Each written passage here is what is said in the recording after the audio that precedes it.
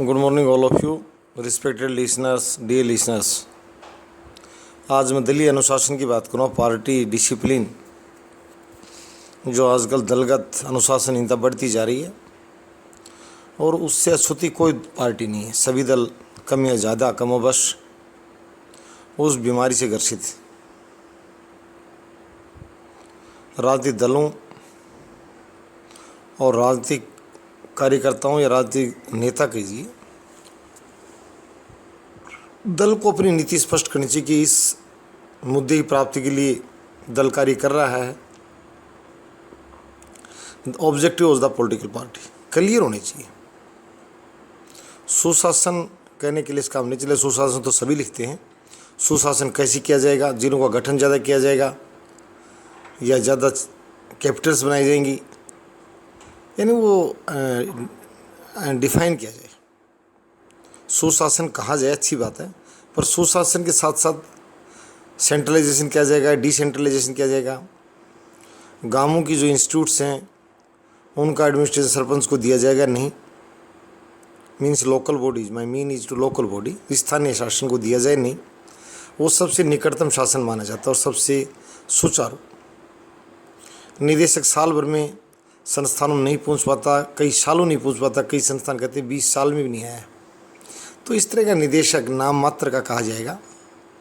वो दूर से बैठकर दूरबीन से देखता है, उससे कुछ ज़्यादा भला होने वाला नहीं है। सुशासन की जब बात की जाए तो 60 साल से बड़े लोग चुनाव ना लड़ें। 2 बार जो विजेता रह चुके हैं वो चुनाव ना लड़ें। इससे भी नीति बनाई है। पार्टियाँ दूसरे भी नियम रख सकती हैं, फंडिंग का दूसरी प्रकार की जिम्मेदारी देकर। यहाँ जब टिकट वितरण की बात आती है तो मलाई पर बैठने के लिए, खाने के लिए, अपने सिर में लगाने के लिए, मुंह में लगाने के लिए कृष्ण जी रूपी जो हैं हमारे अटखेलियाँ करने वाले राजनीतिक नेता, इनको मैं कहूँगा पीपल को स्टेट्समैन नहीं है। भारतीय राजनीति आज भी 90% जो नेता जो आप चुनते हो, दे आर नॉट स्टेट्समैन्स। अगर उनको किसी मीटिंग को एड्रेस करने के लिए पॉलिटिकल सिस्टम पर कहा जाए तो वो नागवार गुजरेगा और आपको हंसी आएगी कि ये हमारे ये पॉलिटिशियन। 90% ऐसे लोग, कोई जलेबी बनाता था, कोई शराब बेचता था, कोई और कुछ चलाता था। यानी यहाँ स्टेट्समैन होना कोई ज़रूरी नहीं है कि जो अच्छे से संसद और विधानसभा गरिमा के अनुरूप बोल के मुद्दागत बातें अपनी समझ रखता हो। मैं कहना ये चाहूँगा, डॉक्टर पॉलिटिक्स नहीं जान सकता, पॉलिटिकल सिस्टम से वाकिफ भी नहीं होता। हालांकि हमारे यहाँ ऐसा प्रावधान में कोई छूट नहीं है। पॉलिटिक्स सीख ले। शरद यादव ने कहा था एक दिन मैं इंजीनियर हूँ but I have learned a lot politics. तो आप सीख लें। चिकित्सक बिल्कुल करें राजनीति में। मैं उनसे ये भी कहूँगा, वो हमारे चैनल पर भी आए और भैया वो पॉलिटिक्स सीख लें। और अगर हमारे गुरु हों तो हमें सिखा दें। कई बार एक आधा ऐसा भी होता है भैया जो नाराज़ हो जाते हैं कि मैं ज़्यादा आती हमें यार सिखा दे, क्या बात होगी, हम भाई से सीख लेंगे। सीखना कोई बुरी बात नहीं है।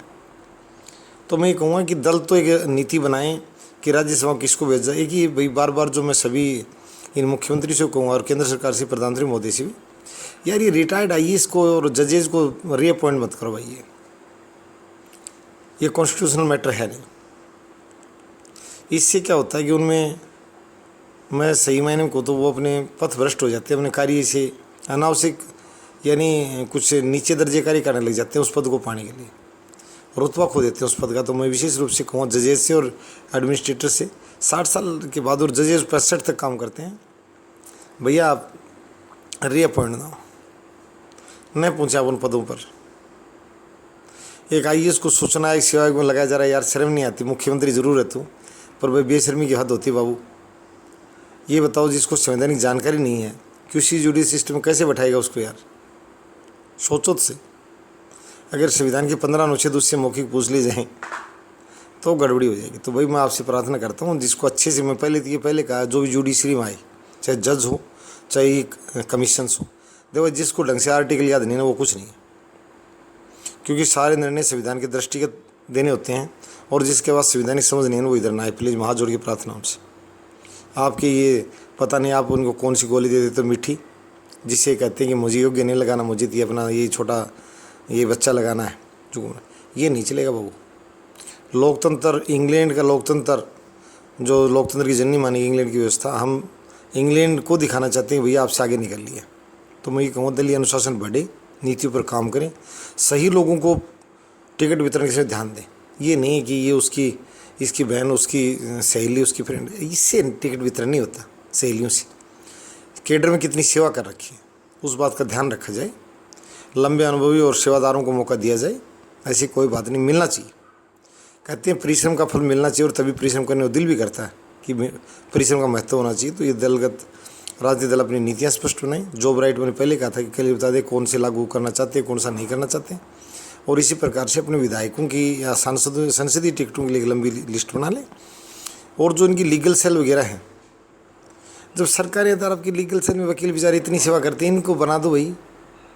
सेवा एक सूचना आयोग जो आपका अधिकार है या भर्ती आयोग, इनमें इनको वकीलों भेजो यार। कितने लंबे समय बेचारे आपकी सेवा करते हैं, गुणगान करते हैं, कोर्ट से बड़ी बहस आपके लिए करते रहते हैं, भाई बड़ा सेवादार है, बड़ा जनता का सेवक है, ईमानदार है, आप बड़ी ज़बरदस्त आपकी पैरवी करते हैं। भाई इनको भी दे दो एक से एक, इनमें ज्ञानी वकीलों भी।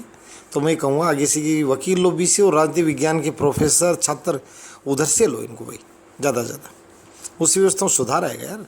निजता से ऊपर आओ ना आप। इतने राष्ट्रीय नारे लगाते थोड़ी भाई, राष्ट्रीयता पैदा भी कर लो। बात अकेली बनाने से थोड़ी होगी ये। नहीं तो मैं थोड़ी सी कहूँगा दल अपनी स्थिति ठीक बना लें, दल ठीक व्यक्तियों को टिकट वितरण नियम से करें। ये फ्रेंडशिप शब्द से टिकट वितरण नहीं होता। किसी ने बेजान पसीना बाहर रखा पार्टी के लिए 15 साल के लिए, लिख कर, और आवाज़ अपने उस नारे को उन लोगों को लाभ दिया जाए, उनको पद दिया जाए, मौका दिया जाए सेवा का। और ये जो जितने भी QC जुडिशियल सिस्टम जो हैं, इनमें कमीशन से विशेष रूप से अनुरोध करूँ भाई, रिटायर्ड IAS ये रिटायर्ड तो सऊदी हटा दो, 60 से बढ़ा दो, धीरे धीरे 1 मिनट तो नहीं हटेगा, पर प्लीज़ इसको लुप्त कर दो, यंगस्टर्स को मौका दो। इससे एनर्जेटिक एडमिनिस्ट्रेशन बनेगा। मेरा आज topic energetic administration, energetic political portfolio की तरफ है। और मैं सभी भारतवासियों से विशेष रूप से आह्वान करता हूँ कि इसके लिए सभी एकजुट होकर लग जाए। धन्यवाद।